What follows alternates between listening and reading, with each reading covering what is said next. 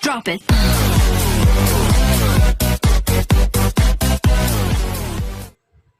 Assalamualaikum warahmatullahi wabarakatuh. Perkenalkan, nama saya Maya Tanilasari, NIM 201934011. Saya mahasiswa dari Program Studi Pendidikan Bahasa dan Sastra Indonesia, Universitas Muria Kudus. Pada kesempatan kali ini, saya ingin menjelaskan mengenai model pembelajaran PBL atau Problem Based Learning. Langsung saja ke pembahasannya yuk. Yang pertama kita akan membahas tentang pengertian dari model Problem Based Learning. Kehidupan identik dengan menghadapi suatu masalah. Model PBL ini melatih dan mengembangkan kemampuan untuk menyelesaikan masalah yang berorientasi pada masalah autentik dari kehidupan aktual para siswa untuk merangsang kemampuan berpikir tingkat tinggi. Menurut Dutch, Problem-based learning atau pembelajaran berbasis masalah adalah model pengajaran yang bercirikan adanya permasalahan nyata sebagai konteks untuk para peserta didik belajar berpikir kritis dan keterampilan memecahkan masalah serta memperoleh pengetahuan. Jadi, problem-based learning itu menjadi sebuah pendekatan pembelajaran yang berusaha menerapkan masalah yang terjadi dalam dunia nyata sebagai sebuah konteks bagi para siswa dalam berlatih bagaimana sih cara berpikir kritis dan mendapatkan keterampilan dalam pemecahan masalah, serta tak terlupakan untuk mendapatkan pengetahuan sekaligus konsep yang penting dari materi ajar yang dibicarakan. Selanjutnya yaitu mengenai ciri dari model PBL. Secara umum, PBL dapat dikenali dengan adanya 6 ciri yang dimilikinya. Yang pertama yaitu kegiatan belajar mengajar dengan model PBL dimulai dengan pemberian sebuah masalah. Yang kedua, masalah yang disajikan berkaitan dengan kehidupan nyata para siswa. Yang ketiga, mengorganisasikan pembahasan seputar disiplin ilmu. Yang keempat, siswa diberikan tanggung jawab yang maksimal dalam membentuk maupun menjalankan proses belajar secara langsung. Yang kelima, siswa dibentuk menjadi beberapa kelompok kecil. Yang terakhir, siswa dituntut untuk mendemonstrasikan produk atau kinerja yang telah mereka pelajari. Selanjutnya ada langkah-langkah pembelajaran PBL. Yang pertama yaitu ada orientasi siswa kepada masalah. Kegiatan yang pertama dilakukan dalam model ini adalah dijelaskannya tujuan pembelajaran yang ingin dicapai oleh guru. Selanjutnya disampaikan terkait logistik yang dibutuhkan. Diajukannya suatu masalah yang harus dipecahkan siswa. Memotivasi para siswa agar dapat terlibat secara langsung untuk melakukan aktivitas pemecahan masalah yang menjadi pilihannya. Yang kedua ada mengorganisasikan siswa untuk belajar. Nah, guru dapat melakukan perannya untuk membantu siswa dalam mendefinisikan dan mengorganisasikan tugas belajar yang terkait dengan masalah yang telah disajikan. Yang ketiga, membimbing penyelidikan individual maupun kelompok. Nah, guru di sini melakukan usaha untuk mendorong siswa dalam mengumpulkan informasi yang relevan, mendorong siswa untuk melakukan eksperimen, dan untuk mendapat pencerahan dalam pemecahan masalah.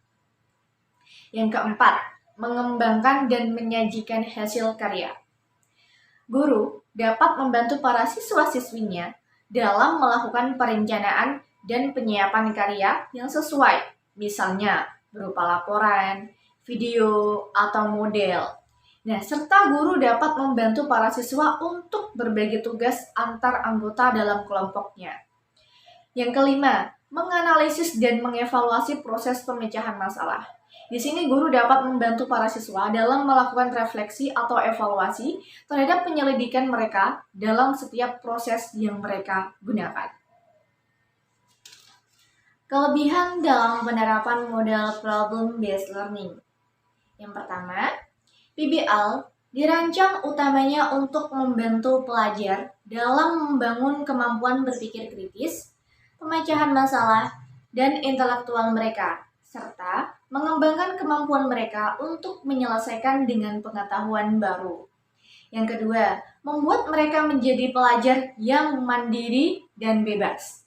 Ketiga, pemecahan masalah merupakan teknik yang cukup bagus untuk memahami isi pelajaran, dapat meningkatkan aktivitas pembelajaran siswa. Yang keempat, dapat memberikan kesempatan pada siswa untuk mengaplikasikan pengetahuan yang mereka miliki dalam dunia nyata. Yang kelima, membantu siswa mengembangkan pengetahuan barunya dan bertanggung jawab dalam pembelajaran yang mereka lakukan. Juga dapat mendorong untuk melakukan evaluasi sendiri, baik terhadap hasil maupun proses belajarnya. Yang keenam, melalui PBL bisa memperlihatkan kepada siswa bahwa setiap mata pelajaran pada dasarnya merupakan cara berpikir dan sesuatu yang harus dimengerti siswa, bukan hanya sekedar belajar dari guru atau dari buku-buku. Yang ketujuh, dapat mengembangkan minat siswa untuk terus-menerus belajar sekalipun belajar pada pendidikan formal berakhir. Kelemahan dalam penerapan model problem-based learning. Yang pertama, manakala siswa tidak memiliki minat atau tidak mempunyai kepercayaan bahwa masalah yang dipelajari sulit untuk dipecahkan atau diselesaikan, maka mereka akan merasa enggan untuk mencoba. Yang kedua, keberhasilan strategi pembelajaran melalui problem-based learning membutuhkan cukup waktu untuk persiapan. Yang ketiga, tanpa pemahaman mengapa mereka berusaha untuk memecahkan masalah yang sedang dipelajari, maka mereka tidak akan belajar apa yang mereka ingin pelajari. Solusi dari model problem-based learning. Yang pertama, pengetahuan awal siswa harus cukup terkait permasalahan yang akan digunakan dalam PBL. Yang kedua, pemahaman dan kompetensi guru harus telah memandai terkait penggunaan model PBL. Yang ketiga, penggunaan model PBL harus tetap memperhatikan karakteristik materi, apakah cukup sesuai dengan model tersebut atau tidak. Yang keempat, memastikan waktu yang dibutuhkan harus cukup, sehingga pelaksanaan tahapan dapat dilakukan dengan lengkap dan benar.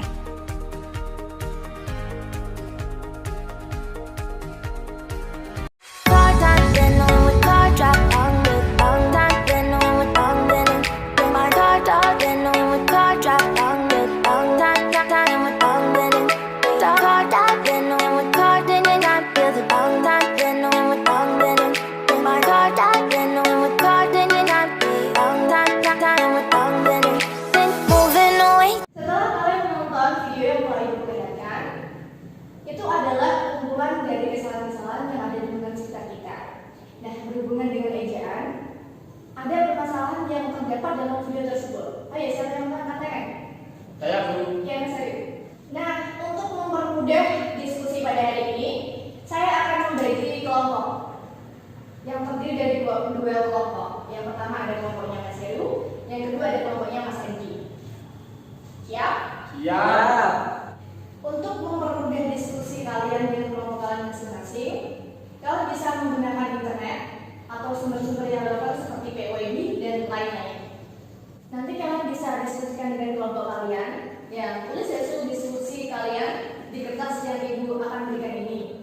Jangan lupa tulis kesalahan beserta pembenarannya ya. Baik, Bu. Ayo, setelah kalian berdiskusi dengan kelompok kalian masing-masing, ayo siapa yang berani menyampaikan hasil diskusinya? Kelompok berapa yang siapa berani?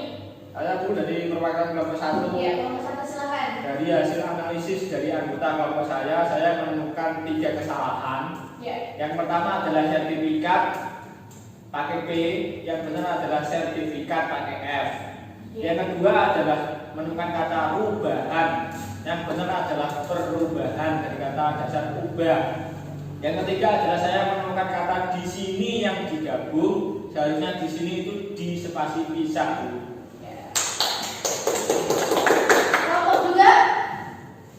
Saya, Bu.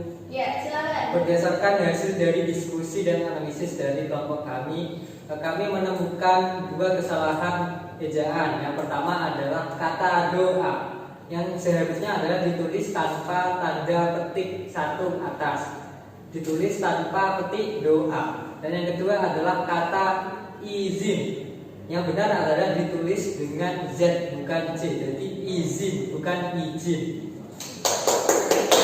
Hasil diskusi yang telah kalian diskusikan dengan komputer masing-masing, jawabannya sudah benar semua, bagus. Nah, sekarang Ibu akan tampilkan kesalahan-kesalahan yang terdapat dalam video sebelumnya. Ibu sudah betulkan ya? Silakan dilihat.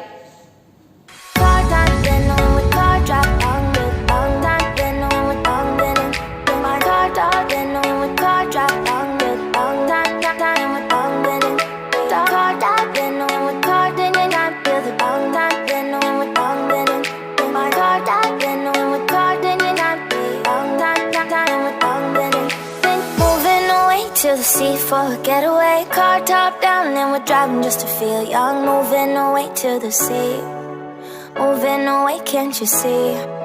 Sand in your feet, feel the breeze in the summertime. Stars in the sky, one dime for a first. Mungkin itu yang dapat saya sampaikan seputar model pembelajaran problem based learning beserta praktiknya. Apabila ada kesalahan, itu murni berasal dari kelemahan saya sebagai seorang manusia. Sekian, terima kasih. Assalamualaikum warahmatullahi wabarakatuh. Come on baby, let me tell you one time that our fire that I love it till you never break apart. And we're moving away to the sea, moving away, can't you see?